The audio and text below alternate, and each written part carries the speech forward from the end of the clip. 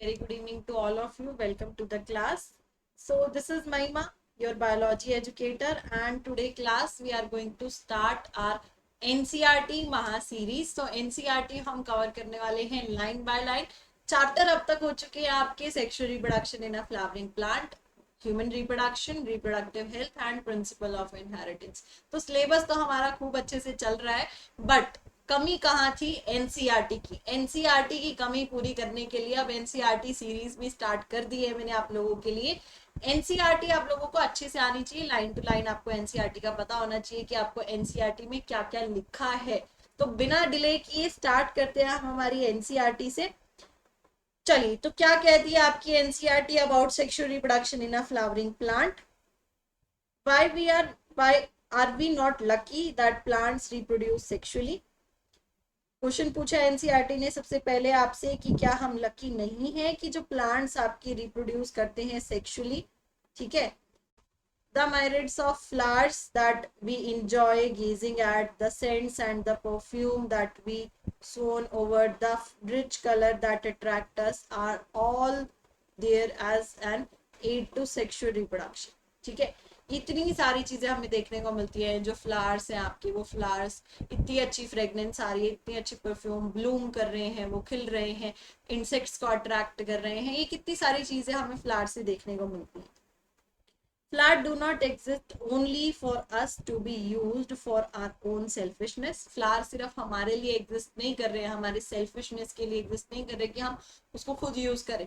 हमारी सेल्फिशनेस के लिए नहीं है वो.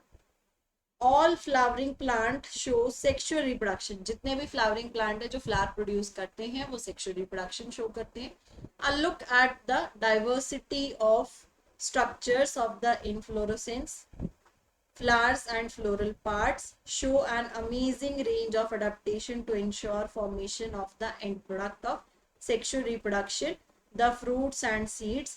तो आपको क्या बता रहा है कि अगर आप देखो तो स्ट्रक्चर, इनफ्लोरोसेंस का स्ट्रक्चर देखने को मिलता है. बहुत छोटे छोटे फ्लावर्स आपके इकट्ठे होके इनफ्लोरोसेंस एग्जिबिट करते हैं.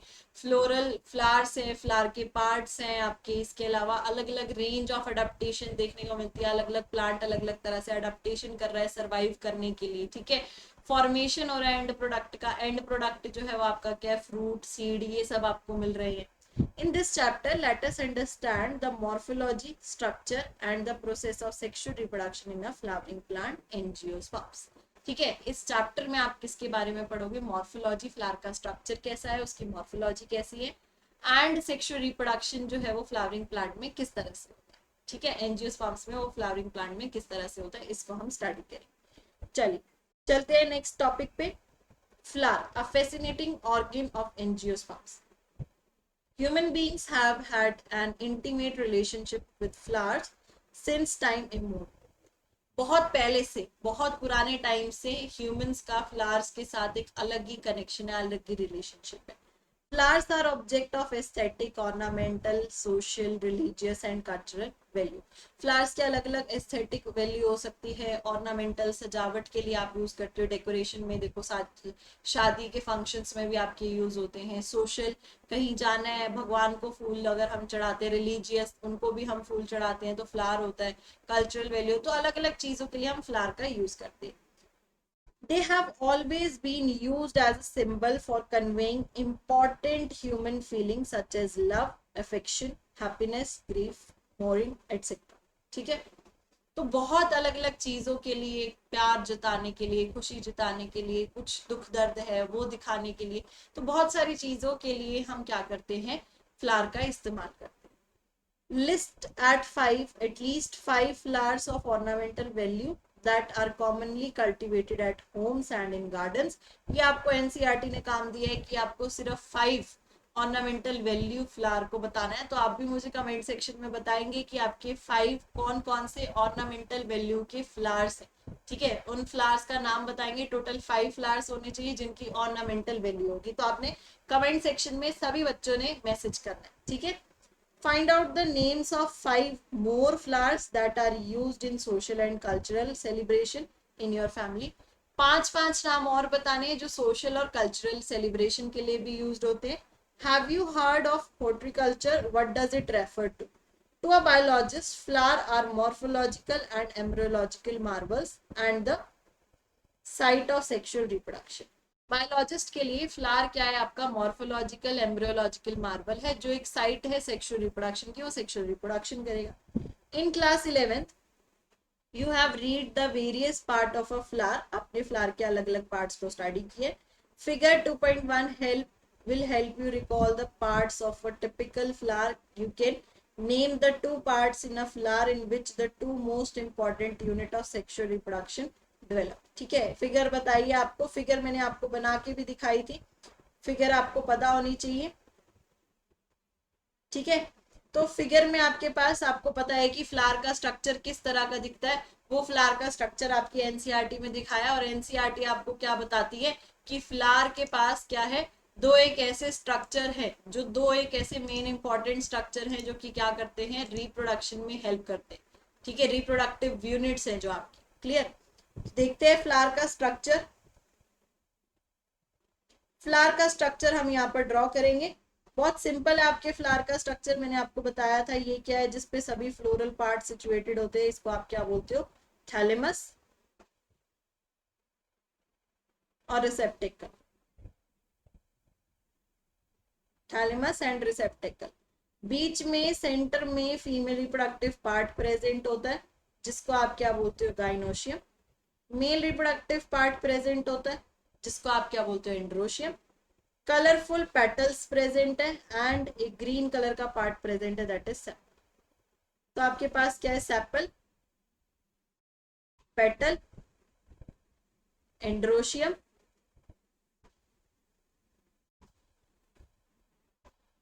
And gynoecium. Androecium and gynoecium. Androecium and gynoecium जो आपकी रिप्रोडक्टिव रोल्स है, रिप्रोडक्टिव रोल्स है, रिप्रोडक्शन में हेल्प करते हैं.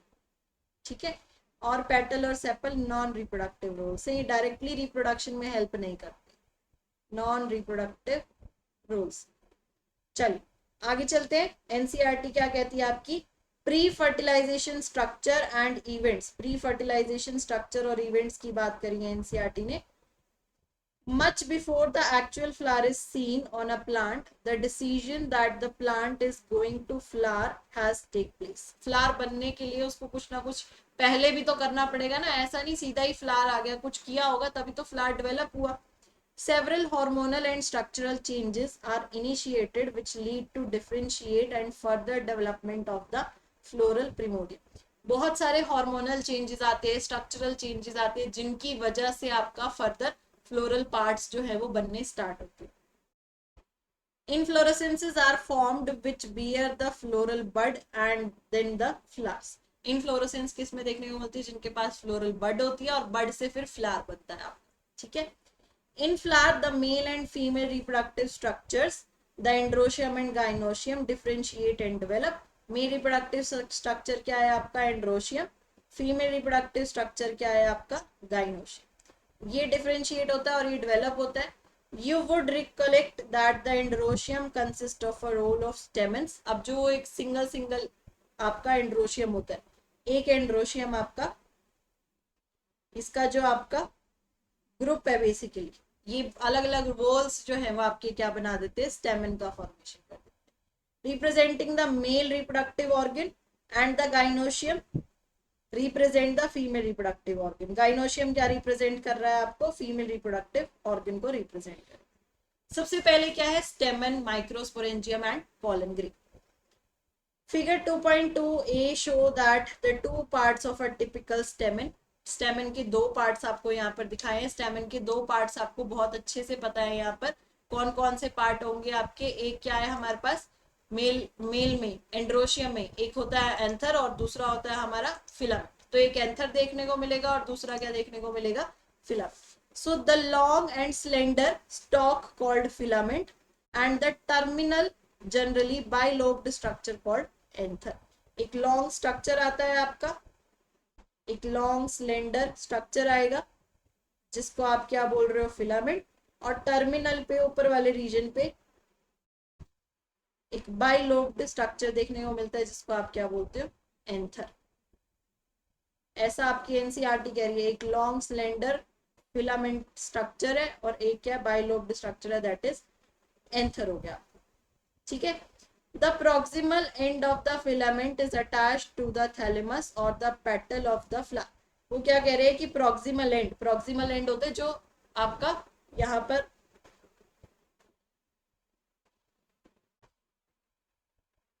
ये देखो, ये आपका क्या है, पेटल है सपोज। इस पेटल पे इस तरफ नीचे की तरफ आपका फिलामेंट जो है, ये फिलामेंट अटैच्ड होगा, ये यहाँ पे फिलामेंट अटैच्ड, इस पेटल से इस तरह से फिलामेंट अटैच्ड हो सकता है आपका, नीचे से थोड़ा सा फिलामेंट अटैच्ड हो सकता है। तो जो प्रॉक्सिमल एंड है वो आपका पेटल से अटैच्ड होगा। ठीक है। The proximal end of the filament is attached to thalamus से, तो अटैच्ड है, जो थैलेमस के पास है, थैलेमस के बिल्कुल पास, पास वाले को क्या बोल रहे हैं, प्रॉक्सिमल, वो आपका किससे, पेटल से अटैच्ड है। The number and the length of stamens are variable. Number vary कर सकते हैं, स्टेमन बहुत सारे हो सकते हैं एक प्लांट के अंदर, और जो लेंथ है वो लेंथ भी छोटी बड़ी हो सकती है, कोई इतना हो सकता है, कोई बड़े साइज का हो सकता है, तो डिफरेंट डिफरेंट लेंथ जो आपको देखने को मिल सकती है। If you were to collect a stamen each from 10 flower, each from different species, and arrange them on a slide, you would be able to appreciate the large variation size seen in nature. अगर आप 10 flowers अलग अलग species के collect करो और उनसे 10 stamens collect करो, तो आपको देखने को मिलेगा, अगर आप स्लाइड पे रख के देखते हो तो हर किसी की लेंथ जो है, हर किसी के आपका जो एंथर फिलामेंट है उसमें वेरिएशन देखने को मिलेगी, उसकी लेंथ में वेरिएशन देखने को मिलेगी। Careful observation of each stamen under a desiccating microscope and making neat diagram would elucidate the range in shape and attachment of anther in the different flower. अगर आप केयरफुली माइक्रोस्कोप के साथ, microscope की help से देख रहे हो, तो आपको बड़े ध्यान से देखने को मिलेगा कि उनका किस तरह से उनका अरेंजमेंट है, किस तरह से वो अटैच्ड है थैलेमस के साथ, एंड अलग अलग लेंथ जो है वो उनकी आपको देखने को मिलेगी। A typical angiosperm anther is bilobed with each lobe having 2 theca. हमें पता है कि एक लोब के अंदर कितने थीका है, 2 थीका प्रेजेंट है, इस तरह से 2 theca, that is they are dithecous, इसलिए आप इसको क्या बोलते हो, डाइथीकस बोलते हो। Often a longitudinal groove runs lengthwise separating the theca. एक लॉन्गिट्यूडनल ग्रूव है जो कि आपका क्या कर रहा है, सेपरेट कर रहा है आपके थीका को। Let us understand the various type of tissue and their organization in the transverse section of an anther. The bilobed nature of an anther is very distinct in the transverse section of the anther. Bilobed structure जो अगर transverse section में देखते हैं उसको, तो आपको एकदम अलग देखने को मिलेगा। The anther is four-sided tetragonal structure है, इस तरह का स्ट्रक्चर आता है anther का आपका। फोर साइडेड टेट्रागोनल स्ट्रक्चर आता है, consisting of 4 microsporangia located at the corner, 2 in each lobe. 4 microsporangia होंगे, 2 हर लोब में देखने को मिलेंगे।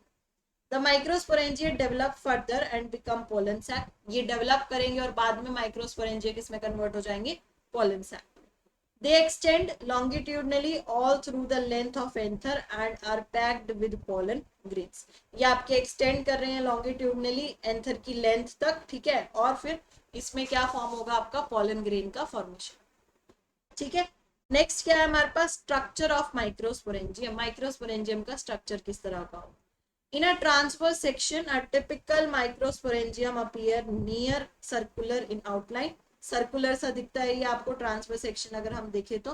It is generally surrounded by 4 layers, 4 layers होती हैं। कौन कौन सी लेयर है, पहली layer epidermis, then endothecium, middle layer and tapetum. ये आपने पढ़ा है, ठीक है, epidermis, endothecium, middle layer and tapetum. Outer 3 wall layer perform the function of protection and help in dehiscence of anther to release the pollen।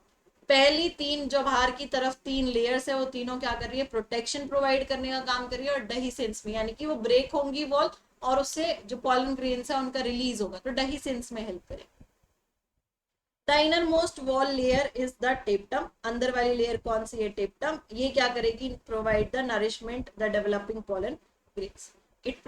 It nourishes the developing pollen grain, nourishment provide करने का काम करेगी आपके pollen grains.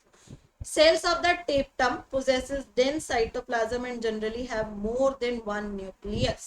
जो टेप्टम के sales हैं वो आपका डेंस साइटोप्लाज्म होगा और उसके पास, और एक से ज्यादा न्यूक्लियस देखने को आपको मिलेगा। Can you think of how tapetal cell could become binucleated? आप सोच सकते हो कि वो बाइन्यूक्लिएटेड किस तरह से बने। When the anther is young, a group of compactly arranged homogeneous cells called sporogenous tissue occupy the center of each microsporangium. अब हर एक माइक्रोस्पोरेंजियम के अंदर आपके सेल्स का मास या ग्रुप ऑफ सेल्स पड़ा होता है, जिसको आप क्या बोल रहे हो, होमोजिनस सेल्स पड़े होते हैं। ये मिलकर आपका क्या फॉर्म कर देते हैं, स्पोरोजिनस टिश्यू फॉर्म कर देते हैं। होमोजिनस सेल्स मिलके क्या फॉर्म कर देंगे, स्पोरोजिनस टिश्यू का फॉर्मेशन कर देंगे, और जो माइक्रोस्पोरेंजियम के सेंटर में प्रेजेंट है, स्पोरोजिनस टिश्यू जो है वो कहाँ होंगे, माइक्रोस्पोरेंजियम के सेंटर में। देन हमारे पास क्या टर्म आती है, माइक्रोस्पोरोजेनेसिस। अब माइक्रोस्पोरोजेनेसिस किस तरह से होगा, पॉलन ग्रेन्स या माइक्रोस्पोर का फॉर्मेशन कैसे होगा।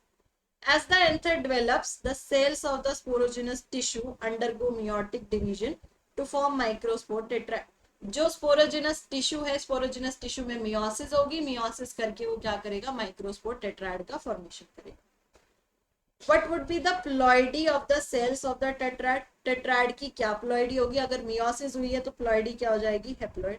क्योंकि हमें पता है ये किस तरह से डिवीजन शो करेगा, ये डिवीजन कैसे शो करेगा आपका, ये स्पोरोजिनस सेल्स है, ये आपने पढ़ा है, बेसिक है। मियोसिस करेंगे, मियोसिस करके दो सेल्स प्रोड्यूस करेंगे। कौन कौन से सेल्स प्रोड्यूस होंगे, माइक्रोस्पोर, डायड, ठीक है। फिर इनसे दो से कितने बनेंगे, चार बनेंगे, दो से चार सेल्स बनेंगे, माइक्रोस्पोर टेट्राड। ये मैंने मियोसिस के हिसाब से दिखाया अभी, माइक्रोस्पोर टेट्राड। एक्चुअल में इसका शेप किस तरह से होता है, ये compactly arrange tetrahedral tetragonal shape में पड़े होते हैं। बाद में जब ये इनका एंथर से वाटर निकलता है, डिहाइड्रेट होता है, तब ये सेपरेट होते हैं आपके सिंगल सिंगल, और इनको फिर आप क्या बोल देते हो, माइक्रोस्पोर। ठीक है, यहाँ पे स्पोरोजिनस सेल डिप्लॉयड था, ये हेप्लॉयड हुआ, ये हेप्लॉयड आइसा है, ये सब क्या है, हेप्लॉयड। तो माइक्रोस्पोर टेट्राड की प्लॉइडी क्या हो गई आपकी, हेप्लॉयड। ठीक है, माइक्रोस्पोर टेट्राड की प्लॉइडी क्या होगी, haploid. As cells of sporogenous tissue is capable of giving rise to a microspore tetrad, each one is a potential pollen or microspore mother cell. क्योंकि जो स्पोरोजिनस सेल्स के tissue sporogenous tissue के जो sales है उनके पास ability है कि वो माइक्रोस्पोर टेट्राड को बना सकते हैं, इसलिए उनको हम क्या बोल रहे हैं, पोटेंशियल मदर सेल और माइक्रोस्पोर मदर सेल। हमने पढ़ा था कि स्पोरोजिनस सेल्स जो है, स्पोरोजिनस टिश्यू जो है वो किसकी तरह बिहेव करने लगेंगे, आपके माइक्रोस्पोर मदर सेल की तरह बिहेव करने लगेंगे। The process of formation of microspore from a pollen mother cell PMC through meiosis is called microsporogenesis. Microspore का फॉर्मेशन किससे, pollen mother cell से, through meiosis is known as microsporogenesis. The microspores as they are formed are arranged in a cluster of 4 cells. अभी मैंने आपको दिखाया 4 sales के cluster में arranged है the microspore tetrad. As the anther mature and dehydrates, जैसे ही mature होगा और डिहाइड्रेट होगा, वाटर का रिमूवल होगा, the microspore dissociate from each other and develop into pollen grains. Inside each microsporangium, several thousand microspores or pollen grains are formed that are released with the dehiscence of anther. हर एक microsporangium के अंदर 1000 of microspore और pollen grain present होंगे, जो कि आपके form होते हैं और एंथर से रिलीज होते हैं जब एंथर का डेहिसेंस होता है। ठीक है, ये था हमारा माइक्रोस्पोरोजेनेसिस। तो आज की क्लास में हम इतना ही करेंगे, माइक्रोस्पोरोजेनेसिस तक स्टडी करेंगे। इसके बाद हम करेंगे पोलन ग्रेन का स्ट्रक्चर और पोलन ग्रेन्स के एडवांटेजेस एंड डिसएडवांटेजेस। तो इन सबको स्टडी करेंगे हम नेक्स्ट क्लास में। तब तक के लिए आप इतने से एनसीईआरटी को अच्छे से पढ़ाई करो। Take care everyone, bye bye, good night.